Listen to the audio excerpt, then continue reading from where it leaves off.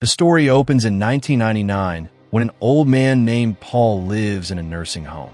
One afternoon, while he and other residents are watching television, an old movie titled Heaven suddenly appears on the screen.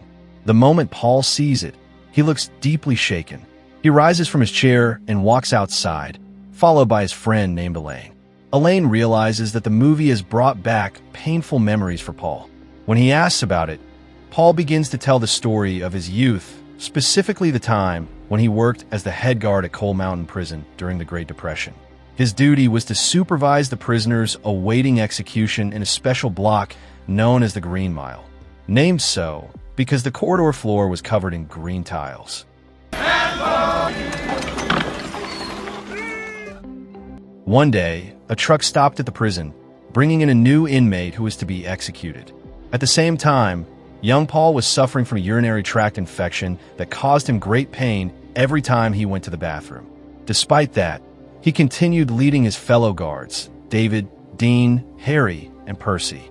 Soon after, David informed him that the new prisoner had arrived. The man was escorted by Percy, an arrogant and cruel guard. Along the way, Percy arrogantly shouted that they were bringing in a man who was already as good as dead, which angered the other guards. When the new inmate entered the block, everyone was stunned by his enormous size. His name was John Coffey. Yet when Paul looked into his face, what he saw was not the expression of a murderer, but rather an innocent and gentle look. Percy, wanting to assert his authority, shoved John hard in the chest. Paul immediately scolded him and ordered Percy to handle other tasks. I don't care where you go, Percy, just as long as it's not here at this very moment. Edward Delacroix, one of the prisoners, laughed at Percy, which made Percy furious. In his rage, he punched the iron wall and broke his own fingers. Paul became even more irritated and ordered him to leave the block.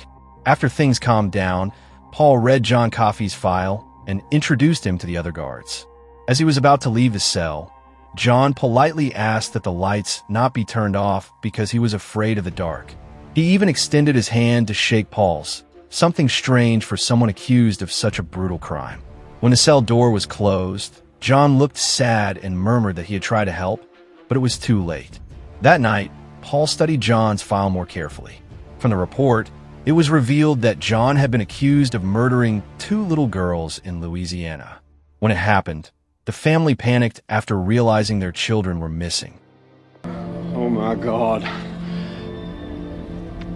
Oh God, please! Somebody took my little girls!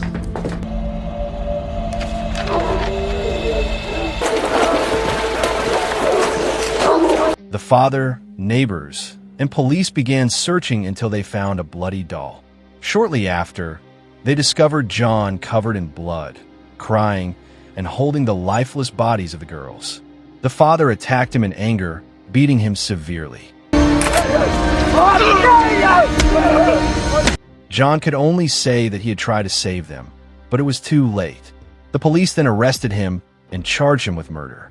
Hearing all that, Paul felt deeply unsettled and found it hard to believe that John could commit such a heinous act. When he got home, Paul told his wife about the oddness surrounding John's case. The next day, he and Dean were cleaning the electric chair when they heard David laughing. They went to see what was happening and found a small mouse coming out of the isolation room. Strangely, the mouse was not afraid of humans and even seemed friendly. David gave a biscuit, and the little creature ran back into the isolation room.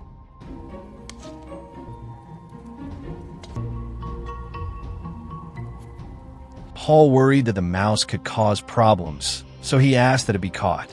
But when they checked the empty storeroom, the mouse was nowhere to be found. Man, outsmarted by a mouse.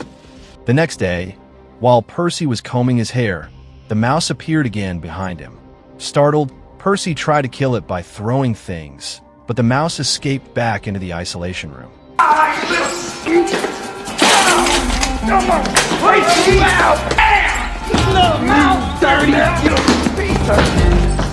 Percy went inside to search again, but still couldn't find it. Paul stepped in to calm things down and warned Percy not to cause trouble in the execution block. But Percy got angry and threatened to use his family connections to have Paul fired. Better to think of this place like it's an intensive care ward of a hospital. This made David furious, and he nearly attacked Percy, but Paul intervened just in time. Firmly, Paul warned Percy that if he dared to continue his threats, he would have to face the consequences himself. A few days later, they conducted a rehearsal for the upcoming execution of a prisoner named Arlen Bitterbuck. Percy asked why a wet sponge was always placed on the prisoner's head, and it was explained that it helped the electricity flow quickly to the brain to minimize suffering.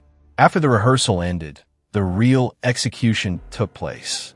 Arlen had a long conversation with Paul before being led into the execution room in front of many witnesses. Arlen Bitterbuck, electricity. When the current was applied, Arlen's body convulsed, but when the doctor checked him, he was still alive and had to be shocked again. Hold on, two. Again? David hesitated, but eventually completed the second charge, ensuring Arlen's death. Afterward, Percy deliberately insulted Arlen's corpse, which angered David, who scolded him to show respect for the dead. Not long after, Paul asked Percy why he refused the job offer at a mental hospital that paid more. Percy replied that he wanted to experience executing a person before transferring to Briar Ridge Asylum. This made it even clearer that Percy enjoyed seeing others suffer. Paul thought perhaps he could give Percy that opportunity, but only if Percy changed his attitude. The next day, the guards noticed that Edward Delacroix had become very close with the little mouse.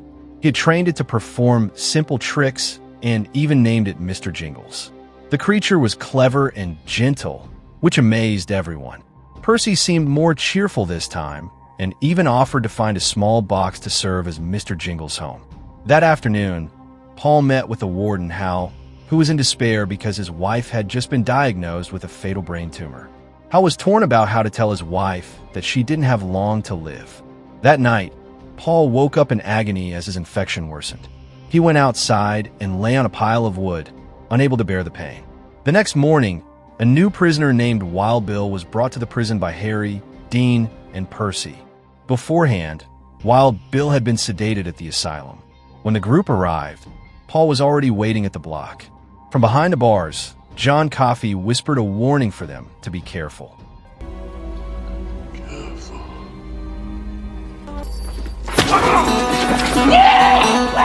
Sure enough, as soon as they arrived, Wild Bill suddenly attacked. He elbowed Percy in the face and strangled Dean with his handcuffs. Paul tried to intervene, but Wild Bill kicked him hard in the groin, sending him to the ground in pain. Struggling to stand, Paul pointed his gun, but couldn't get a clear shot because Wild Bill was holding Dean too close. Paul ordered Percy to attack Wild Bill, but Percy froze in fear. Fortunately, David arrived and struck Wild Bill on the head, knocking him down. Where'd you come from? Piss on me. Buddy, come on there. After they managed to lock Wild Bill and Zelda, Paul was left alone in the prison hall, where he began to feel excruciating pain from his urinary infection and collapsed onto the floor. John saw Paul in pain and asked the guards to bring him closer. Hesitantly, Paul approached Zelda, where John was being held, and the large man immediately reached out and grabbed Paul firmly in the groin. Paul tried to pull out his gun, but stopped when he felt something strange happening. A few seconds later, John released him and began coughing violently. A swarm of black insects flew out of John's mouth as he said that he had taken the sickness out of Paul's body and now felt very tired. Paul asked what he had just done, and John replied that he only wanted to help before falling asleep from exhaustion. Afterward, Paul went to the bathroom and was relieved to find that the pain was gone and he could urinate normally again. John had truly healed him. Realizing that John possessed a miraculous healing ability, Paul told his wife about it. He was convinced that John could not have committed the horrible crime he was accused of, so he went to see John's lawyer, Bert Hammersmith, who had represented him in court. Paul asked whether the police had found any criminal record on John, but Bert explained that the police found nothing, not even in his personal history. Bert commented that John seemed like someone who had fallen from the sky without any identity. From that conversation, Paul realized that Hammersmith was actually a racist who had never truly intended to defend John. The next day, as a token of gratitude, Paul brought cornbread baked by his wife for John. John happily accepted it and shared it with Edward and Mr. Jingles. But suddenly, Wild Bill grabbed Percy from behind and began choking him. Moments later, he released Percy and said he was just joking, though he added something that terrified Percy. As a result, Percy was so frightened that he wet himself. Humiliated, he threatened everyone not to speak of what had happened, or they would lose their jobs. Even so, Edward, who had often been the target of Percy's mockery, couldn't hold back his laughter. Out of revenge, Percy stomped on Mr. Jingles and walked away. Look. Edward cried, hysterically seeing his beloved mouse dying. John then asked that the mouse be given to him, believing he might be able to save it. Paul handed Mr. Jingles to John, who then performed his healing before everyone's eyes. Just like before, a swarm of black insects flew out of John's mouth, and Mr. Jingles came back to life as if nothing had ever happened. Look at the tail.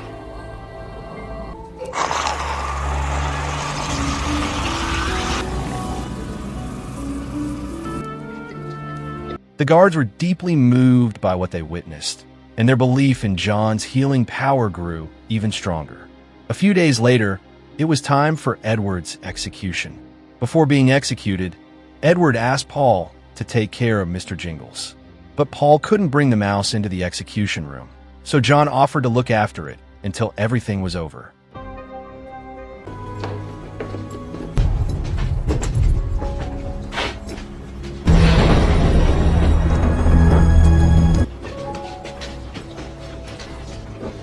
Edward was then strapped into the electric chair. He apologized for his crimes and wished he had never committed them. The guards were filled with emotion, but Percy deliberately taunted Edward, saying that no one would care for Mr. Jingles after he died, making Edward even more heartbroken. When it was time to place the wet sponge on Edward's head, Percy pretended to soak in the bucket, but actually used a dry one.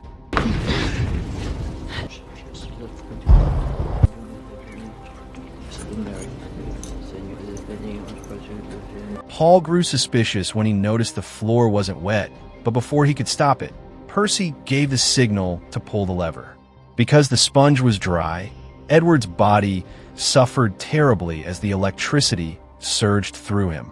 The witnesses screamed in horror, and David begged Paul to cut the power, but Paul knew that doing so would only prolong Edward's agony. Flames began to rise from Edward's body, and though Percy panicked, Paul forced him to watch the result of his cruelty.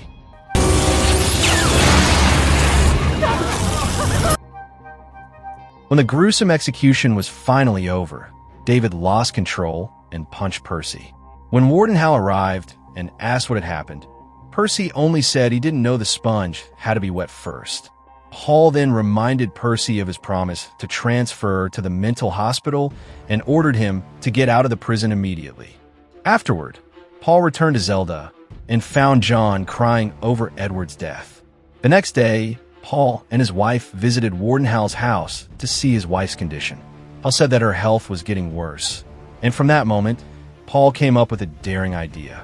Back home, he discussed it with his team, telling them how John had healed both Mr. Jingles and his own infection.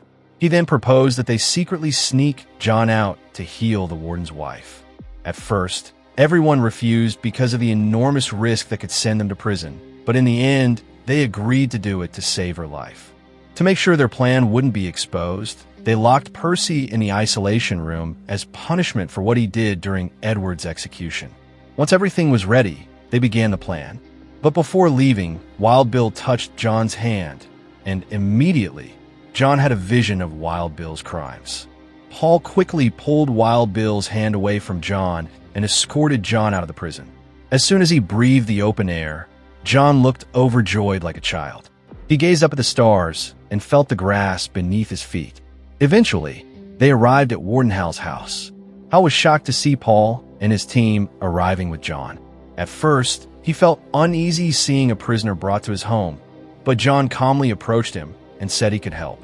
John then approached the warden's wife, who was trembling as if possessed by something evil. He sat quietly before her, spoke gently, and slowly leaned his head toward her. Suddenly, a bright white light flowed out of her mouth and was absorbed into John's body. The clock on the wall shattered, the whole room shook, and once again a miracle occurred.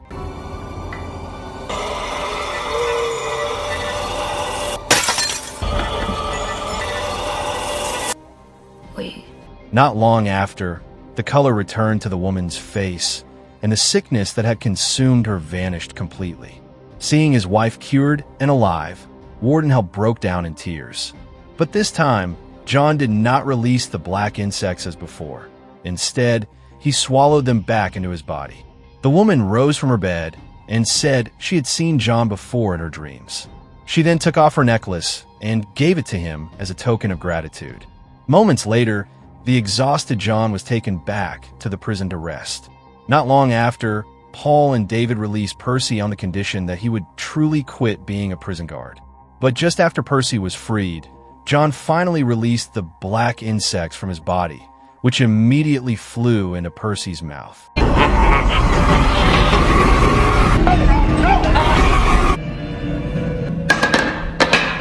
Instantly, Percy became like a man possessed, his eyes blank and his movements lifeless. He walked straight to Wild Bill's cell, raised his gun, and shot him dead without hesitation.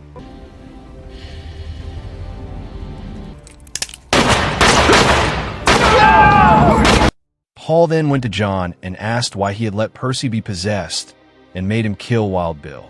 John explained that when Wild Bill touched his hand, he had a vision of Wild Bill's evil deeds. It turned out that Wild Bill was the one who had actually attacked and murdered the two little girls, while John had only tried to bring them back to life. That was why John allowed the insects to use Percy's body because, in his view, it was one wicked man punishing another wicked man.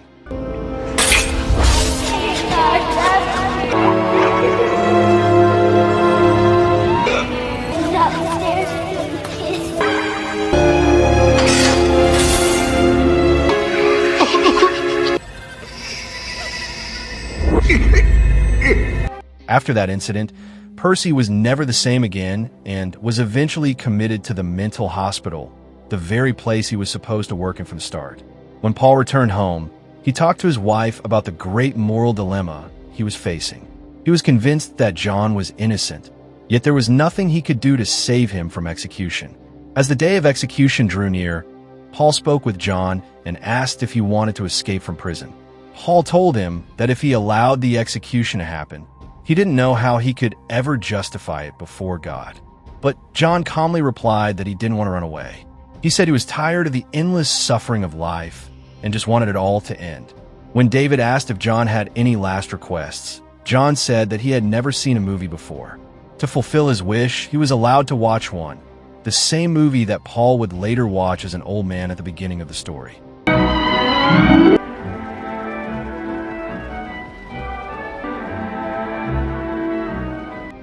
A few days later, the day of John's execution arrived.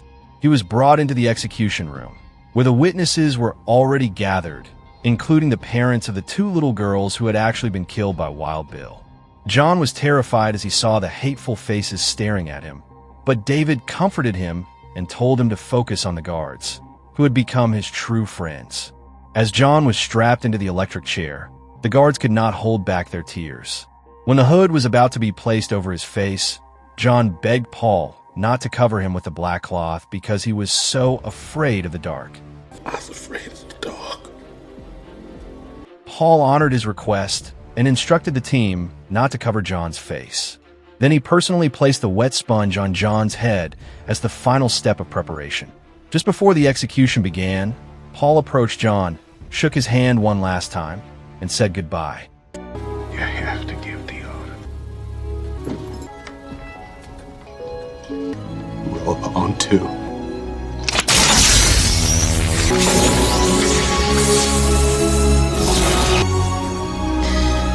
Moments later, The current was activated, and John's body convulsed violently until he died. All the guards, knowing that John was an innocent man with a pure heart, couldn't hold back their tears. Years after the incident, Paul told his friend Elaine that John's execution was the last one he ever oversaw. After that, Paul quit his job as head guard, as did his friend David. But when Elaine heard the story, she thought it was just a made-up tale. To prove it, Paul took her to an old cabin in the woods. Inside, he opened a small box, and from it emerged a mouse. It was Mr. Jingles, the same little mouse John had saved years ago. Paul explained that Mr. Jingles was now over 100 years old, thanks to John's healing power. Paul also revealed that part of John's power had been transferred to him when they held hands, which was why he was still alive and healthy despite his old age. But for Paul, living so long was not a blessing. It was a punishment from God for executing one of his miracles sent to the world. He was forced to keep living and watch everyone he loved pass away one by one. In the final scene, Elaine's funeral is shown, while Paul remains alive, living with Mr. Jingles by his side until the end of his days. And that is where the story ends.